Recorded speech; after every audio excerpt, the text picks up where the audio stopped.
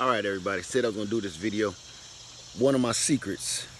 It was the Morning Gardener. If you haven't checked out his channel, go over there and check him out. Good guy, really knowledgeable guy. He got a lot of stuff that he even invented. You know, a lot of us gardeners are starting to invent things, and it's really usable.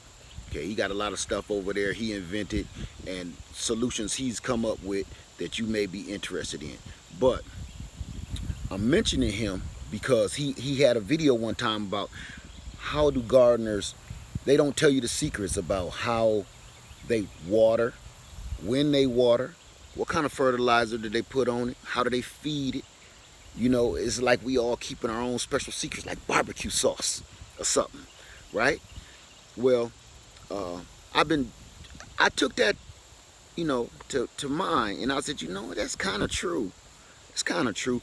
And with that, I've been trying really hard to kind of let people in on what I do, because I've never thought about that. People want to know exactly what I do.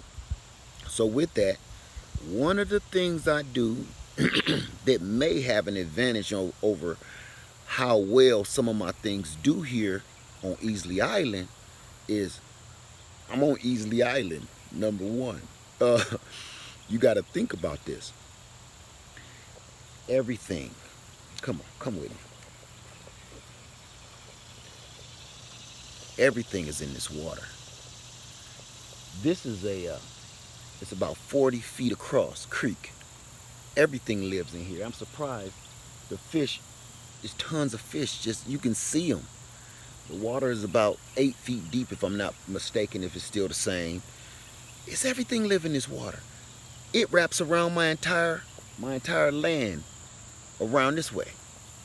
But then you turn around, and I got the lake back here with everything living in it.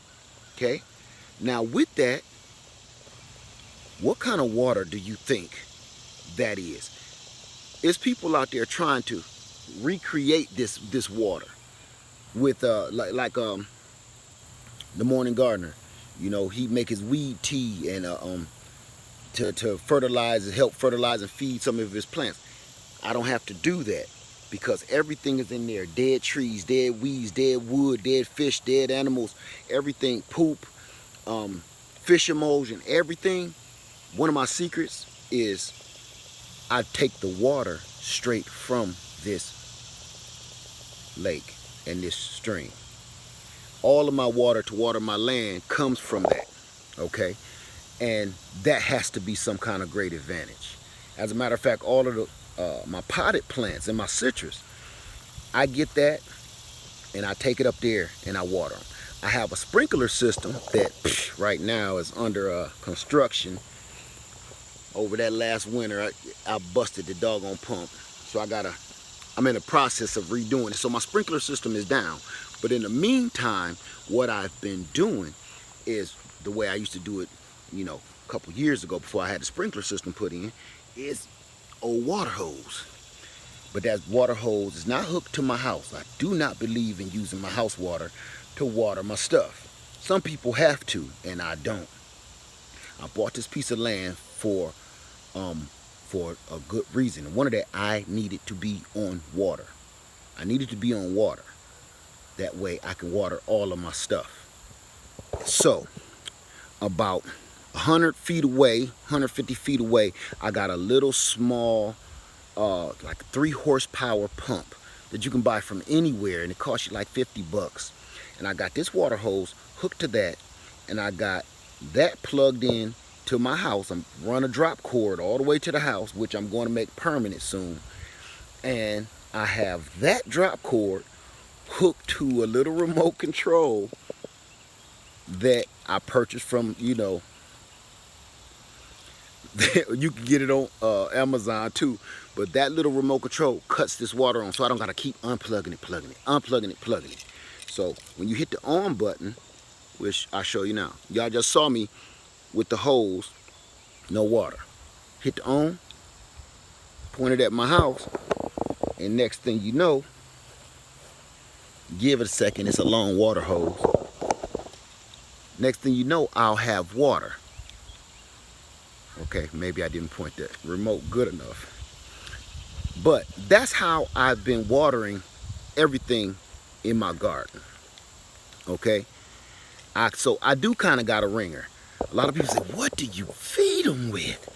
How do you do that? Well, there you go. That's a cheat sheet. So I use a little bit of everything, but that has to be a big, head start on everybody. And I always forget that. And I was watching Morning Gardener's video. It's an older video made earlier this year, but I rewatched it, and I said, you know what? Maybe I need to say something else about that, because I just thought about that. How I water and feed everything. I use rainwater and I use the lake water. That's what I do not use house water at all. I won't do it. I won't do it. Have you ever sniffed your water? Kind of smell like bleach. What you think that's doing to your body and what you think that's doing to your plant, right? Anyway, that's neither here nor there. That's how I water stuff, y'all. And sometimes it's just enough pressure in that pump to put it on a sprinkler. It don't sprinkle, it's not strong, but it's just enough to get everything wet. As you can see, that's not bad for 50 bucks. And all I do is either put it on a sprinkler, or I just do it like this and just set it down by the tree and let it do its thing. Let it sit there for a while. So that's how I water stuff. Okay? That was just a good secret that I just wanted to let out to you guys. Now, also, when I went out and I bought our new Hygeia persimmon tree, which I call Rasputia, I also ran into another deal like I always do. I said I'd never buy another one of these, but I did. 2 wonderful pomegranate trees. But the only reason I done it, it was $2. Look at the size. That's mature enough to bear fruit. Look at this. $2?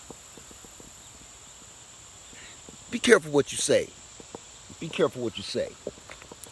Never say never. Because as soon as you say, I'll never do something, you turn around and do it as soon as you say it. So, anyway, one more thing that I want to show you. This is a whole nother video, but check it out. Okay, here's one of my other Fuyu persimmons right here.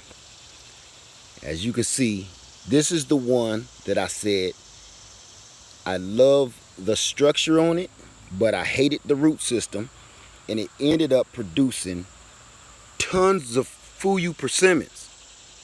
But as you can see, I've been got by old El Snapo again, because that's my stupid fault. Look at all the fruit that's on here, weighing this young tree down. Now, I just said, don't be trying to make no teenager pay bills and do grown up stuff. And what did I do? I forced him the fruit, and now look, this thing is loaded with fruit, and it snapped on his little tender little weak branch. So it's still connected by the cambium layer right here. So I am going to do another repair on this, but this time I'm going to let Lady Led help me. I'm not going to try to do this by myself. I'm going to need some help, because I'm going to need somebody to hold it. I'm going to tape it and brace it, and then I'm going to put a brace on it, and I am going to get rid of those fruit. I do not want to, but it's stupid. That's greedy. Now I got a tree over there full of fruit, a tree over there full of persimmons, and this side is still not broke, still loaded with persimmons. You don't take them persimmons off, you need your ass kicked, right? Anyway, let me get out of here. It's almost been 10 minutes and I'm rambling. Thank you guys. I love you. Sun out my face. Lair Farmer 73, and I'm out.